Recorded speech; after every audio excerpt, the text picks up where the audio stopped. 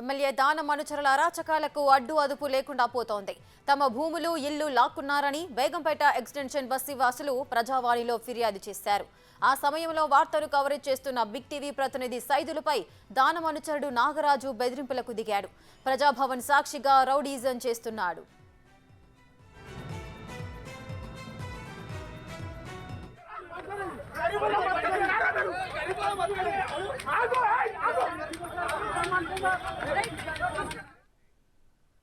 Reddika MLA దానం అనుచరుల అరాచకాలకు అయితే అడ్డు అదుపు లేకుండా పోతోంది.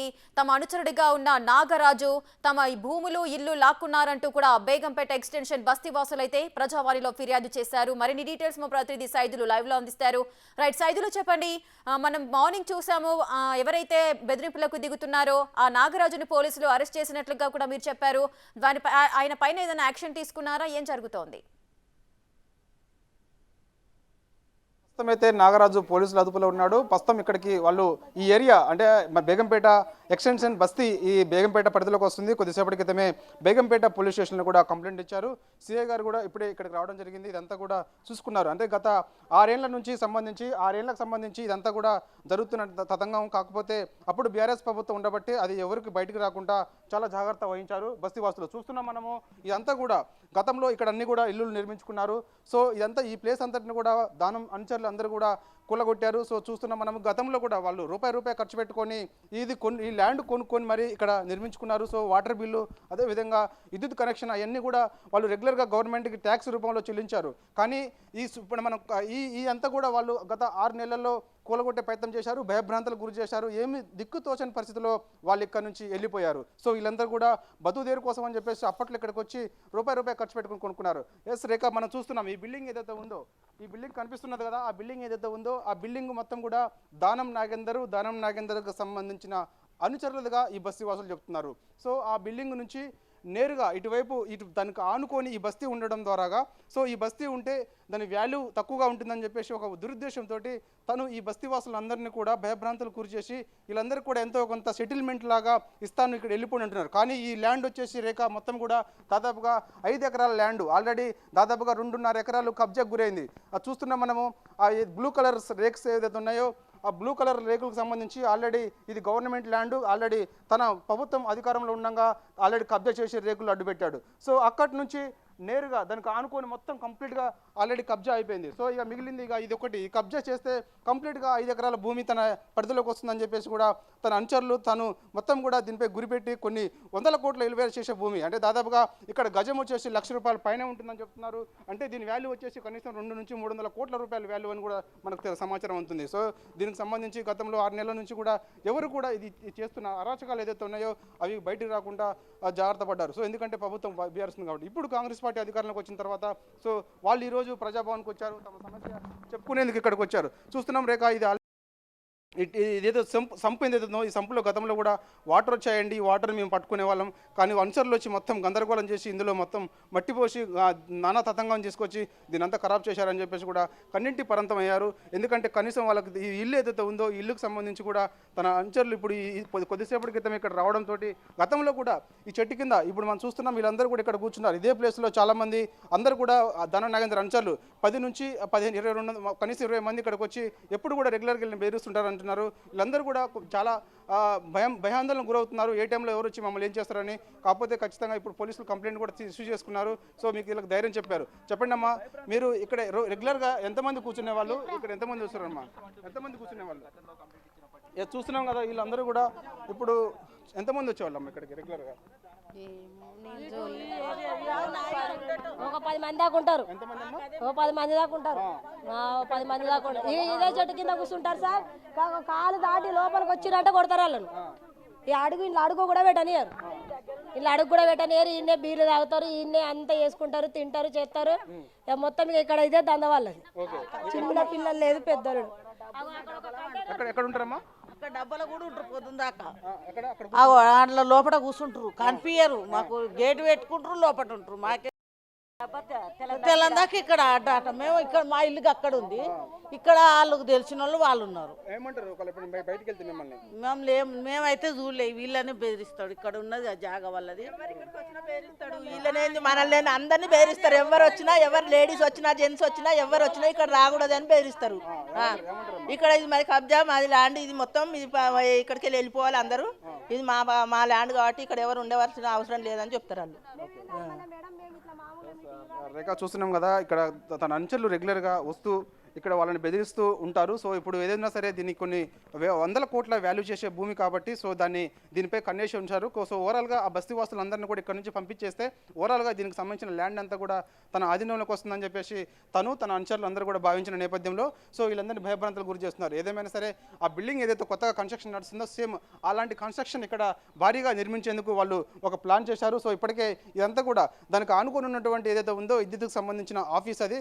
సో విద్యుత్ సబ్స్టేషన్కి సంబంధించి గవర్నమెంట్ ల్యాండ్. సో ఆ గవర్నమెంట్ ల్యాండ్ గతంలో అక్కడ నిర్మించున్నారు. సో దానికి ఆనుకొని మొత్తం కూడా ఇదంతా కూడా ఓవరాల్గా చూసుకున్నట్టయితే ఆ సబ్స్టేషన్ కాంచి అక్కడ నుంచి ఈ మనకి ఇంతకుముందు చూపించిన ఆ బ్లూ ఆ రేకుల్స్ వరకు కూడా కంప్లీట్గా దాదాపుగా ఇది 2.5 ఎకరాలు ఉంటుందంటున్నారు. కొన్ని వందల కోట్ల విలువ చేసే భూమి ఇది. ఆల్రెడీ దీనిపై కబ్జాకు గురైందని కూడా చెప్తున్నారు ఈ బస్తీవాసులు. సో ఇక మిగిలింది ఆ బస్తీవాసులే కాబట్టి సో వాళ్ళని కూడా పంపించేస్తే ఓవరాల్గా దీని చుట్టూ కూడా కంప్లీట్గా 4 ఎకరాలు తన ఆధీనంలోకి వస్తుందని చెప్పేసి అనుకున్నారు. కానీ గత 10 ఏళ్లలో ఆల్రెడీ దీనికి సంబంధించిన ల్యాండ్ కూడా బ్యాంకులో పెట్టి కొన్ని వందల కోట్ల రూపాయలు మొన్న ఎలక్షన్ టైంలో తీసుకున్నట్టుగా కూడా వాళ్ళకి సమాచారం ఉంటుంది. టీడీఐ రూపంలో కొన్ని దాదాపుగా 200 కోట్ల రూపాయలు బ్యాంకుల నుంచి తీసుకున్నట్టు కూడా మన సమాచారం ఉంటుంది.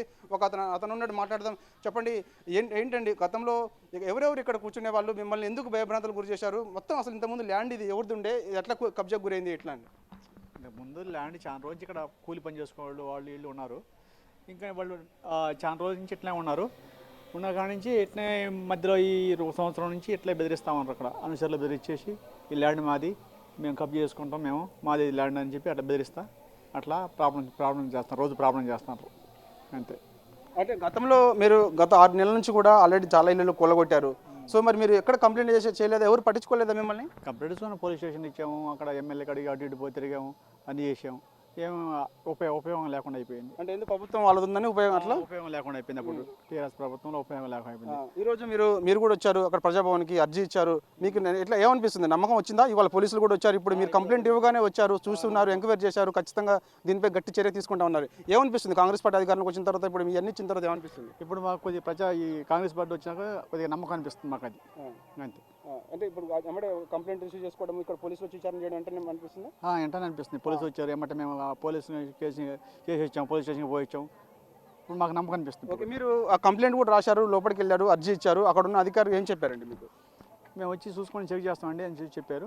ఇప్పుడు ఎస్ఐ కూడా వచ్చాడు, చూసాడు, మేము సెట్ చేస్తామని చెప్పాడు. గతంలో ఎన్నోసార్లు కూడా మీరు పోలీస్ స్టేషన్ చుట్టూ తిరిగారు, అధికారులు చుట్టూ తిరిగారు, ఎవరు పట్టించుకోలేదు. కానీ మీరు అర్జీ ఇచ్చిన గంట సేపట్లోనే ఇటు అధికారులు వచ్చారు, పోలీసులు వచ్చారు. ఏమనిపిస్తుంది? మొన్న కొత్తగా గవర్నమెంట్ వచ్చిన తర్వాత రేవంత్ రెడ్డి ఖచ్చితంగా ప్రజా సమస్యలపై మేము నిరంతరం వాళ్ళకున్న సమస్యలు పరిష్కరిస్తామన్నారు. సో ప్రజాభవన్లో ఇలాంటి ప్రజా దర్బార్ నిర్వహించారు. సో వెంటనే గంట సేపట్లోనే మీకు అధికారులు వచ్చారు, పోలీసులు వచ్చారు. ఏమనిపిస్తుందండి? ఇప్పుడు మాకు మంచిగా అనిపిస్తుంది. కాంగ్రెస్ ప్రభుత్వం వచ్చినాక ఎమ్మటే మాకు కొంచెం అంత మాకు అధికారులు వచ్చారు కాబట్టి కొద్దిగా మాకు సంతోషం అనిపిస్తుంది. ఓకే, ఎస్ రేఖ చూస్తున్నాం కదా, ఈ బస్తీవాసులందరూ కూడా ప్రజాభవన్ ద్వారా ప్రజలు వీళ్ళకి సంబంధించిన అర్జీ ఇచ్చిన తర్వాత వెంటనే అధికారులు కూడా ఆల్రెడీ వచ్చేసారు రేఖ ఇక్కడికి. సో వాళ్ళు కూడా ఆల్రెడీ విచారణ చేస్తున్నారు. కొద్దిసేపటి క్రితమే సీఐ కూడా వచ్చారు. సీఐ కూడా ఇదంతటిని కూడా ఎట్లా కబ్జా గురైంది, ఎందుకు ఈ ఎల్లని కూడా కూలగొట్టారు అంటే గతంలో కూడా ఆల్రెడీ అదే బేగంపేట పోలీస్ స్టేషన్లో ఈ బస్తీవాసులందరూ కూడా కంప్లైంట్ ఇస్తే కనీసం పట్టించుకున్న నాదుడు లేడు. కానీ ఇప్పుడు మాత్రం వెంటనే సీఐ కూడా వచ్చారు, సీఐ చూసుకున్నారు. అంతా కూడా ఖచ్చితంగా ఇక్కడ ఎవరెవరు కూర్చుంటున్నారు, ఎవరెవరు గంజాయి తాగుతున్నారు, ఎందుకు బెదిరిస్తున్నారు అనేది కూడా చాలా సీరియస్గా తీసుకుంటామని చెప్తున్నారు. సో ఇదేమైనా సరే ఇప్పటికే దాదాపుగా ఈ మొత్తం కూడా అంటే దాదాపుగా 6 ఇండ్లు, వీళ్ళందరూ కూడా దాదాపు 300 కుటుంబాలు ఉంటాయి ఇక్కడ. 6 ఇండ్లు ఆల్రెడీ కబ్జా గురైంది, ఆల్రెడీ వీళ్ళన్నీ కూడా కూలగొట్టారు. సో ఇక మిగిలింది ఇవే. ఇక వీటికి సంబంధించి వీళ్ళని ఇక రోజు ఉదయం నుంచి సాయంత్రం నైట్ వరకు కూడా భయభ్రాంతులకు గురి చేయడం, ఈ ఇల్లులన్నీ కూడా ఇదంతా కూడా కబ్జాకు గురైంది, ఆల్రెడీ ఇవన్నీ కూలగొట్టారు కాబట్టి. సో ఇక ఆనుకొని దీనికి ఉన్నటువంటి ఇల్లులన్నింటినీ కూడా వీళ్ళందరూ కూడా ఎప్పుడో వచ్చి ఇక్కడికి వచ్చి వివిధ జిల్లాల నుంచి వచ్చి ఇక్కడ వాళ్ళ సొంత ఎక్కడ కూడా మేము కబ్జా చేసుకోలేదు, డబ్బులు పెట్టి కొనుక్కున్నాము, అన్నీ కూడా ట్యాక్స్ రూపంలో గవర్నమెంట్కి చెల్లిస్తున్నామని చెప్తున్నారు. సో ఆ నేపథ్యం కనిపిస్తుంది. ప్రస్తుతం అయితే వీళ్ళందరూ కూడా కొంత భయభ్రాంతులకు గురవుతున్నారు. ఎందుకంటే గతంలో కూడా ఇక్కడ తన అనుచరులు అందరూ కూడా రెగ్యులర్గా వీళ్ళు ఎక్కడికి వచ్చి వీళ్ళని బెదిరించడము, వీళ్ళతోటి ఆల్రెడీ చిన్నపిల్లలు ఉన్నారు, పెద్దవాళ్ళు ఉన్నారు, చాలామంది బయటికి రావాలన్నా కూడా కొంత భయపడే వాళ్ళు ఉంటున్నారు. ఎందుకంటే రెగ్యులర్గా మనం మనం ఇంతకుముందు స్టార్టింగ్ లైవ్ స్టార్ట్ చేసిన దగ్గర అదే చెట్టు కింద రెగ్యులర్గా 10 నుంచి 20 మంది రెగ్యులర్గా ఇక్కడ కూర్చునే వాళ్ళు. ఎవరు కూడా కనీసం మమ్మల్ని బయటకు వెళ్దామంటే మమ్మల్ని ఇట్లా ఏదో ఒక రూపంలో మమ్మల్ని టార్చర్ చేసేవాళ్ళు, లేకపోతే చంపేస్తామనేవాళ్ళు, లేకపోతే ఇక్కడ నుంచి మీరు వెళ్ళిపోతారా లేదా అనేవారు, లేకపోతే మీకు కొన్ని డబ్బులు ఇస్తాము అంటే దీని వాల్యూకి సంబంధించి 5 లక్షలు ఇస్తాము, 10 లక్షలు ఇస్తాము, మీరు తక్షణం ఇక్కడ నుంచి వెళ్ళిపోండి అన్నారు. సో ఆ విధంగా భయభ్రాంతులు గురి చేశారు. ఒక పెద్ద ఆయన ఉన్నాడు, మాట్లాడదాం. రెగ్యులర్గా ఇక్కడ ఎవరెవరు వచ్చేవాళ్ళండి, మిమ్మల్ని ఎంత భయం గురి చేసేవాళ్ళు? చాలా సెక్యూరిటీ వాళ్ళ సెక్యూరిటీ ఉంటారండి ఇక్కడ. వాళ్ళు ఎప్పటికీ ఇక్కడ అక్కడ తిరుగుతారు. వాళ్ళతోటి వాళ్ళ దోస్తులు వాళ్ళు గంజాయి కోటర్ తాగి రాత్రి అంతా చాలా ఇబ్బంది పెడతారు. చాలా మంది పిల్లలు ఉన్నారు, ఆడపిల్లలు ఉన్నారు, ఫ్యామిలీస్ బయటికి రావాలన్నా కూడా భయపడుతున్నారు. పిల్లలు వీళ్ళు అంతా ఎవరైనా కానీ లేడీస్ ఉన్నారు, వాళ్ళంతా చాలా భయం ఉంది. మేము కూడా ఇప్పుడు రాత్రి 12 అయితే మేము ఒక వయసు కాడ చుడవదని నమ్ముకోవాలి. దానికి కూడా వస్తే బెదిరిస్తారు మాకు ఎక్కువ. ఏంటండి అసలు ఎప్పుడు వచ్చారు మీరు, ఎప్పుడు నిర్మించుకున్నారు? గవర్నమెంట్ అన్ని ట్యాక్స్ రూపంలో కడుతున్నారు. మంచి 25 years అవుతుంది ఇక్కడ మాకు తీసుకొని. అప్పటి నుండి ఇదే మాకు. ఈ మధ్య సంవత్సరం నుండి, అంతకుముందు ఏం లేదు, సంవత్సరం నుండే మాకు ఇది. అప్పటి నుండి ఎప్పటి నుంచి మిమ్మల్ని కొంచెం వెళ్ళిపోండి అని చెప్తున్నారు. సంవత్సరం అయిపోయింది. సంవత్సరం రోజు వచ్చి ఏదో ఒకటి చెప్తుంటారు. వాళ్ళ సెక్యూరిటీ అది ఏదో ఒకటి చెప్తుంటారు. వాళ్ళు ఇంకో 2 నెలలు అయితే కాల్ చేయాలి, అది చేయాలి, ఇది అని ఏదో టార్చర్ పెడుతుంటారు. అంతవరకు ఆ సగం ల్యాండ్ అక్కడ వరకు అక్కడ అది చేసి వాళ్ళు చేసుకున్నారు. ఇక్కడ మళ్ళీ మాకు అదే చెప్తుంటారు. చూస్తున్నాం కదా, ఆల్రెడీ కొన్ని ఇల్లు కూడా వాళ్ళన్నీ కూలగొట్టేసేసి వాళ్ళు ప్రొక్లైన్ సాయంతో కూలగొట్టి కబ్జా గురైనాయి. ఆయన మిగతా ఇళ్ళని కూడా వాళ్ళు టార్గెట్ చేశారు. సో అవి కూడా పంపించేస్తే ఓవరాల్గా కంప్లీట్గా చేస్తున్నారు. ఇప్పటికే రేఖ ఇదంతా కూడా ఈ బ్లూ రేక్స్ ఏదైతే ఉన్నాయో ఆల్రెడీ ఈ ల్యాండ్ అంతా కూడా రేఖ ఇదంతా కూడా కబ్జా గురైంది. సో ఇక మిగిలింది ఇది. ఇక నుంచి ఈ బస్తీ ఈ ఇళ్ళకి సంబంధించి ఇవి అన్నీ కూడా పంపించేస్తే సో ఓవరాల్గా వాళ్ళకి కంప్లీట్గా 4 ఎకరాలు కంప్లీట్గా వాళ్ళ హ్యాండ్ ఓవర్లో ఉంటుందని చెప్పేసి కూడా ఒక పెద్ద స్కెచ్ చేశారు. కొన్ని 100 కోట్లు పలికే ల్యాండ్ ఇది. సో వీళ్ళు ఎప్పుడు కూడా 20 సంవత్సరాల క్రితం వచ్చి కొనుక్కున్న ల్యాండ్ ఇది. సో వీళ్ళందరినీ ఇక్కడ నుంచి పంపించేస్తే ఇక్కడ భారీ నిర్మాణం చేయాలని ఒక స్కెచ్ చేశారు. సో మన బాధితుడు ఉన్నాడు, ఆల్రెడీ వీళ్ళు ఇల్లు కూలగొట్టారు. సో చెప్పండి, స్టార్టింగ్ ఆ చెట్టు కాడ మీ ఇల్లే ఉన్నది, మీ ఇల్లే కూలగొట్టారు అంటున్నారు. ఏం జరిగింది అసలు? అప్పుడు ఎవరు వచ్చారు, ఎవరు ప్రొక్లైన్ సాయంతో మీ ఇల్లు కూలగొట్టారు? అందరూ వచ్చి పోలీసులు వచ్చారు, మనుషులు వచ్చారు, జేసీబీలు తీసుకొచ్చి డైరెక్ట్ కూలగొట్టేస్తున్నారు. వాళ్ళు మాకేం చెప్పలేదు, ఏం లేదు. కార్పొరేట్ కూడా వచ్చిండు. అట్లా ఆపిన మళ్ళీ అటు పోగానే వాళ్ళ పని వాళ్ళు చేస్తూనే ఉన్నారు. కూలగొట్టారు. ఎంత చెప్పినా ఇంటలేరు. ఆ పోలీసులను అడిగితే మాకు ఆర్డర్లు వచ్చినాయి, మీరు పోయి వాళ్ళని అడుక్కోరని చెప్పేసి చెప్తారు. మేము వాళ్ళని అడిగితే వాళ్ళు మీ ఇల్లు ఉండే మీరు పైసలు తీసుకున్నా ఉండే, పైసలు తీసుకోకుండా ఉండే, మీ ఇల్లు అయితే ఖచ్చితంగా కూలగొడతామని చెప్పేసి కూలగొట్టారు. ఇప్పుడు ఎక్కడ ఉంటున్నారు మీరు? మాకు ఇల్లు లేదు, వేరే కిరాయికి ఉంటున్నాం. మేము వేరే వాళ్ళ ఇంట్లో కిరాయికి ఉన్నాం. ఉన్న ఇల్లు కొట్టి ఊర్లలో జాగా అమ్ముకొని మరి కొనుక్కున్నాం కదా. ఆ కట్ట కంచెలు రాణిస్తలేరు, సెక్యూరిటీని పెట్టి అక్కడికి వచ్చినామంటే కొడుతుర్రు. మీరు ఏ ఊరు, ఎప్పుడు వచ్చారండి ఇక్కడికి? ఏం చేస్తారు? మీ నాన్నగారు ఏం చేస్తారు, మీరు ఏం చేస్తారు? మా నాన్నవారు చుడువు అమ్ముతాం పొద్దున్నే రాత్రి నైట్. మా కొమరల్లి, వరంగల్ జిల్లా. ఎప్పుడు వచ్చారు? 2 సంవత్సరాల క్రితం వచ్చారు. ఇక్కడ వచ్చి 40 సంవత్సరాలకు వచ్చి. ఏం జరిగింది అసలు ఆ రోజు? ఆ రోజు మాది గోదాం ఉండే, ఇక్కడ వచ్చిండ్రు. ఆ ఇల్లు ఆ రూమ్లో ఉండే, మేము అలానే ఉన్నాం. కూలగొట్టేసి మేము ఊరికి వచ్చారు. మొత్తం కూలగొట్టేసి వచ్చి అడ్డం వచ్చిన జేసీబీ ఎక్కినా కూడా ఆపలేదు. కూలగొట్టి మొత్తం కూలగొట్టేసి కొడుతురు. మీటర్ గిటర్ అన్ని రాళ్ళు పెట్టి ఎత్తేసి కొట్టేసి మళ్ళీ కరెంట్ మీటర్ పలగొట్టి రాళ్ళు ఎత్తేసి పలగొట్టి కడిగేసి వెళ్ళగొట్టారు. మేము అడ్డం పోయినా కూడా పోలీసులు పక్క వచ్చి ఆగు చెప్తా ఉన్నారు. పోలీసులు పక్కనే ఉన్నారు. వాళ్ళు కూలగొట్టేసి వెళ్ళిపోతూనే ఉన్నారు. అంత మాగం చేసారు. అందరం మీదకే జౌజన్యం చేసిర్రు. మా అత్త మేము అక్కడనే ఉన్నాం. ఉండంగా కూడా చేసి మా పైకే తెచ్చిర్రు. ఎంత చెప్పినా ఇంటలేరు. మేము అలాగా ఎంత మొత్తుకున్నా ఎవరు పోలీసు వాళ్ళు కూడా అడ్డుకోలేదు. మాకు తెలియదు, మీరు ఏదన్నా చేసుకోండి, కోర్టు ఆర్డర్ తెచ్చుకోరు, ఇది అది అని అంటారు. కానీ వాళ్ళు కూడా ఏది పట్టించుకోవట్లేదు.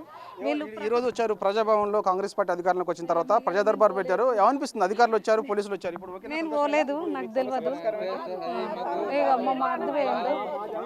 ఆ సమక్ష తీర్మానం అయ్యి మాకు పట్టాలు వస్తే మాకు సంతోషం.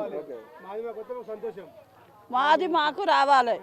కష్టపడి కొనుక్కున్నాం. మేమైతే ఎవరి దౌర్జన్యంగా లేకపోతే గుడిసెలు వేసుకొని చేసుకున్న కబ్జాలు అయితే కావు. కూలీనాలు చేసుకొని కొనుక్కున్నాము.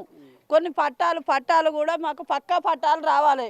కట్టుకోనికి పర్మిషన్ ఇవ్వాలి. పక్కా పట్టాలు రావాలి. ఇక్కడి వరకు వాడు కబ్జా చేసుకున్నంత వరకు అంతటనే ఉండాలి.